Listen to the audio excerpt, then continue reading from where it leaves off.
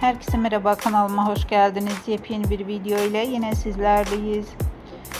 Kanal 7 ekranlarının sevilen günlük dizilerinden olan Kan Çiçekleri dizisinin güzel oyuncusu Yağmur Yüksel'den yepyeni görüntüler geldi. Yağmur Yüksel birbirinden muhteşem görüntüleri sosyal medya hesabında yayınladı. Görüntüler hayranlar tarafından büyük ilgi gördü. Fotolara ve video görüntülere kısa sürede binlerce beğeni ve yorum geldi. Biz de bu görüntüleri sizlere sunuyoruz. Umarız videomu beğenirsiniz.